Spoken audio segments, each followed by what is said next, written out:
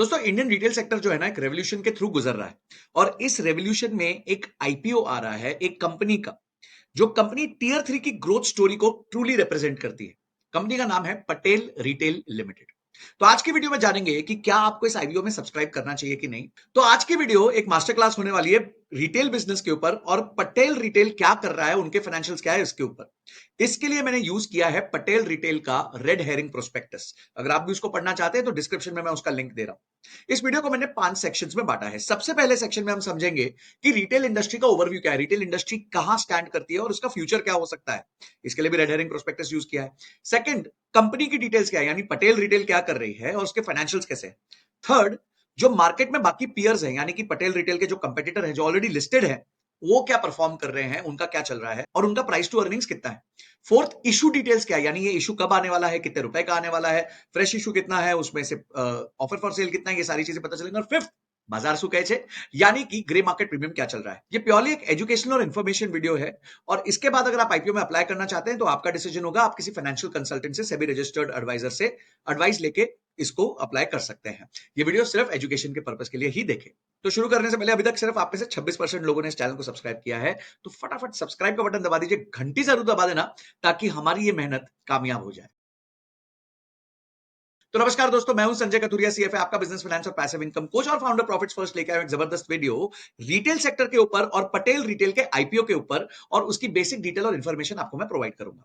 तो आइए सबसे पहले रिटेल सेक्टर को समझते हैं। तो गाइस, ये रेड हेरिंग प्रोस्पेक्टस में आप देख सकते हैं ओवरव्यू दिया गया है इंडियन रिटेल सेक्टर का। इंडियन रिटेल सेक्टर जो है वो फोर्थ लार्जेस्ट रिटेल मार्केट है ग्लोबली आफ्टर यूएस, चाइना और जापान। हम फोर्थ रैंक करते हैं globally as a retail market. हम मतलब यूके और बहुत सारी कंट्रीज को, कनाडा वनाडा को पीछे छोड़ चुके हैं। और हमारा रैंक नंबर 1 है ग्रोथ में, यानी कि हमारी कंट्री जो है ग्रोथ के मामले में, रिटेल ग्रोथ के मामले में नंबर 1 रैंक कर रही है। यानी रिटेल का सेक्टर जो है वो बहुत अच्छा परफॉर्म कर रहा है हमारे कंट्री में। अब कुछ मेजर हाइलाइट समझ लेते हैं। एट प्रेजेंट रिटेल सेक्टर जो है इंडिया की जीडीपी में 10% का कंट्रीब्यूशन करता है। प्रेजेंटली 3.5 करोड़ लोग, यानी टोटल 8% ऑफ द वर्कफोर्स यहां काम करता है। आप भी जानते हैं रिटेल सेक्टर में काम ज्यादा होता है, ट्रांसपोर्टेशन यूज होता है, लॉजिस्टिक्स होता है, फिर शॉप के अंदर लोग लगते हैं, बिलिंग काउंटर पे लोग लगते हैं, यानी लोग ज्यादा लगते हैं। और ये माना गया है कि आगे जाके 2.5 करोड़ जॉब्स ये और क्रिएट करेगा। As of now Indian retail sector 1300 billion यानी कि 1.3 ट्रिलियन यूएस डॉलर्स का है। और ये माना गया है कि बाय 2033 ये करीबन 2 ट्रिलियन यानी 2000 बिलियन का हो जाएगा। उसके अलावा इंपॉर्टेंट ये है कि ऑर्गेनाइज्ड रिटेल जो है आज भी 12 से 15% ही है, यानी अभी भी 85% के आसपास जो है वो अनऑर्गेनाइज्ड रिटेल यानी छोटी परचूरन की दुकानें हैं जो रिटेल करती हैं। तो इस चार्ट में आप देख सकते हैं कि प्रेजेंटली जो मार्केट है वो 1.3 ट्रिलियन की है और बाय 2033 ये 2 ट्रिलियन की हो जाएगी, 2000 बिलियन की हो जाएगी। अगर आप एक इंटरेस्टिंग चीज देखें तो जो टोटल इंडिया का रिटेल है ना, उसमें 63% फूड और ग्रोसरी है। यानी कि जो हम खाते हैं ना, पल्सेस, दाल, पैकेज्ड फूड, उसके बाद एरेटेड ड्रिंक्स, ब्रेड, सब कुछ जो खाने की चीजें वो 63% है। अपैरल और फुटवेयर सिर्फ 9% है, कंज्यूमर इलेक्ट्रॉनिक 7% और बाकी सब चीजें मिला मिलू के 21% है। तो यानी ऑलमोस्ट 2/3 हिस्सा जो है वो सिर्फ फूड और ग्रोसरी का है। देखिए, टीयर 2 और टीयर 3 में बहुत मेजर ग्रोथ हुई है रिटेल की। उसके क्या रीजंस है? पहला है इंफ्रास्ट्रक्चर बहुत तेजी से इंप्रूव हुआ है, तो यानी कि छोटी छोटी जगहों पे भी सुपरमार्केट्स खुल सकते हैं। सेकंड है कि rising purchase power and aspirations of the smaller consumer. अब आप समझिए कि विशाल मेगा मार्ट जैसी कंपनी आई, डीमार्ट जैसी कंपनी आई, ये लोग ने जो छोटे गांव है ना वहां पे एस्पिरेशंस को जगा दिया है। आज छोटे गांव के लोग भी जो हैं वो चाहते हैं कि वो सिटी के जो यूथ है उसकी तरह कपड़े पहने, उसकी तरह शूज पहने, और जो बहुत अच्छी बात है। हमारे पूरे देश की एस्पिरेशन का लेवल बढ़ेगा तभी तो कंजम्पशन बढ़ेगा भाई। और जब कंजम्पशन बढ़ेगा तो आप जानते हैं जीडीपी में मेजर कंट्रीब्यूशन कंजम्पशन का होता है। तीसरी चीज जो है, कोविड 19 के बाद है ना लोगों का प्रेफरेंस बदल गया है। उन्होंने हाइजीन, सेफ्टी और कन्वीनियंस को प्रेफरेंस देना चालू कर दिया है कि भाई अच्छी जगह से लेंगे, साफ सुथरी जगह से लेंगे, सिक्योर जगह होनी चाहिए और कन्वीनियंस होना चाहिए, यानी बहुत आराम से मैं अपना सामान खरीद सकूं, एक भरोसा चाहिए उनको। तो उस वजह से टीयर 3 की मार्केट्स में बहुत मैसिव राइज आया है। ऑर्गेनाइज्ड रिटेल जो है इस टाइम पे 186 बिलियन डॉलर्स का है 2024 में, जो आगे जाके 267 बिलियन डॉलर्स तक पहुंच जाएगा, यानी कि इसमें भी एक मैसिव ग्रोथ देखी जाएगी। तो गाइस, अब आते हैं कंपनी के ओवरव्यू पे। अब हमने इंडस्ट्री समझ लिया, अब सेक्शन 2 में आते हैं। सेक्शन 2 है कंपनी का ओवरव्यू। कंपनी का ओवरव्यू क्या है? पटेल रिटेल जो है एक सुपरमार्ट चेन है जो टीयर 3 सिटीज में ऑपरेट करती है, टीयर 2 भी नहीं, टीयर 3 सिटीज में ऑपरेट करती है और वैल्यू रिटेल देती है। अच्छा, कंपनी चालू हुई थी 2008 में और तब इनका ब्रांड नेम होता था पटेल्स आर मार्ट, और ये अंबरनाथ महाराष्ट्र में चालू हुई थी। ठीक है, अंबरनाथ से स्टार्ट हुई थी। तब ट्रेन भी बड़ी मुश्किल से जाती थी उस तरफ, थाने रायगढ़ डिस्ट्रिक्ट के पास, वहां पे ट्रेन की फ्रीक्वेंसी भी बड़ी कम होती थी। और आज के दिन एज ऑन 31 मई 2025 इनके पास 43 स्टोर्स है और टोटल जो इनका बिजनेस एरिया है, रिटेल बिजनेस एरिया है, वो 1,78,496 स्क्वायर फीट का है।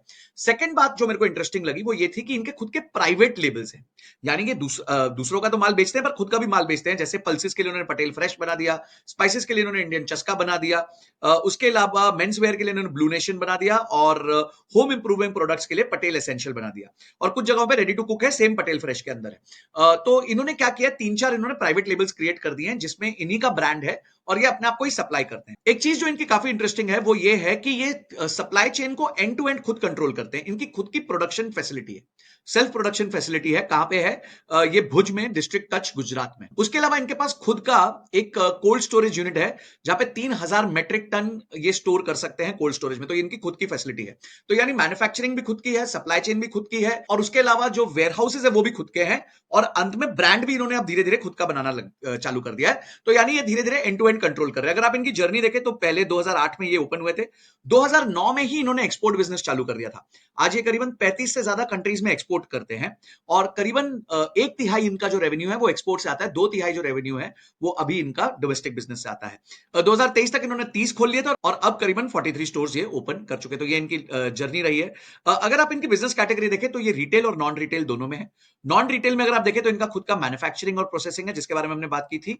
यहां ये अपने प्राइवेट लेबल्स भी बनाते हैं और ये थर्ड पार्टीज के लिए ओईएम की तरह भी काम करते हैं।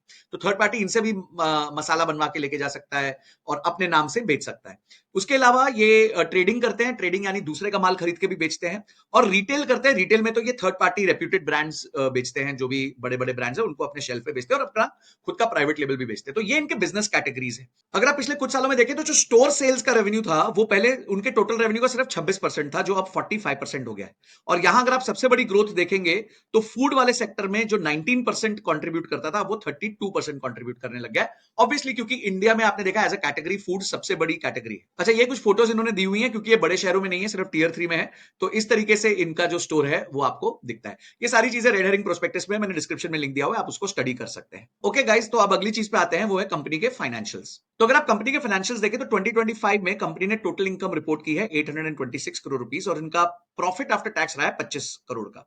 एबिटा रहा है 62 करोड़ के आसपास का। और अगर आप पिछले साल से कंपेयर करें तो इस साल में इन्होंने उधार थोड़ा सा कम किया है। अगर आप इनके की परफॉर्मेंस इंडिकेटर्स देखें तो इन्होंने रिटर्न ऑन इक्विटी 19% की जनरेट की है, जो काफी अच्छी है। मैं अभी कंपेयर करके भी बताऊंगा आपको बाकी सारे इंडस्ट्री लीडर्स से। डेट टू इक्विटी काफी मैनेजेबल है 1.34% पे।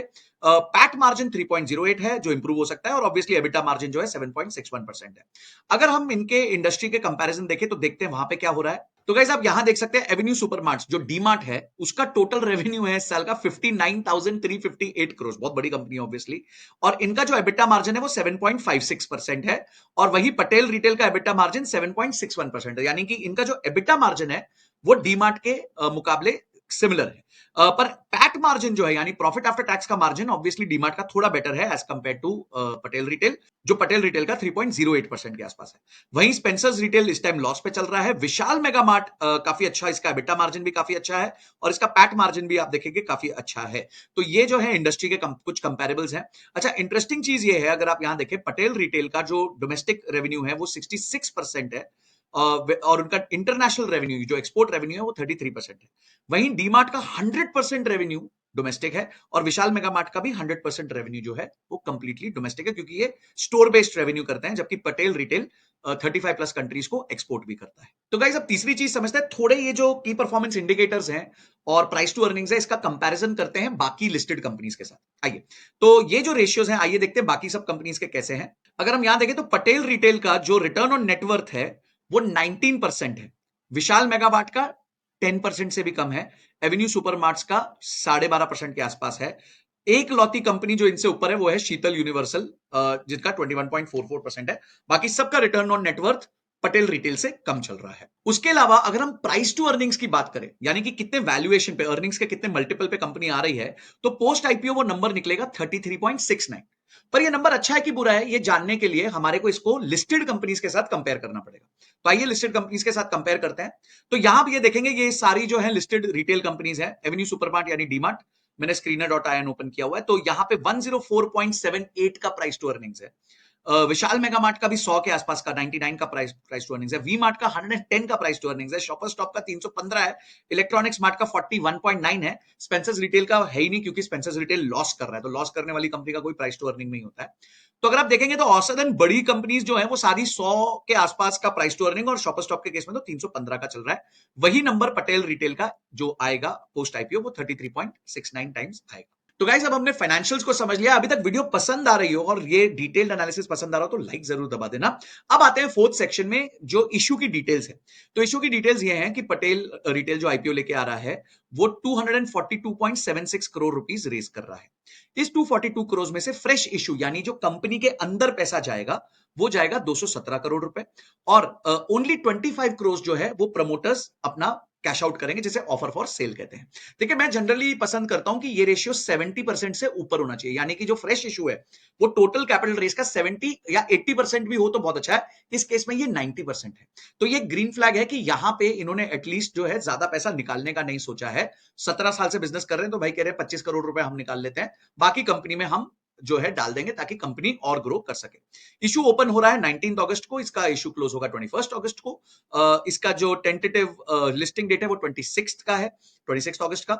इसका इशू प्राइस 237 रुपीज से लेकर 255 रुपीज का है। रिटेल के लिए मिनिमम बिडिंग होगी 58 शेयर्स के लॉट की जो 14,800 होगी।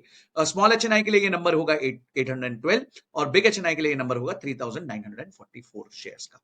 तो अगर आप कौन सी कैटेगरी में अप्लाई करना चाहते हैं मुझे कमेंट सेक्शन में जरूर बताना। अगर आप अप्लाई करेंगे तो अगेन ये एजुकेटिव वीडियो है, डिसीजन आपको लेना है।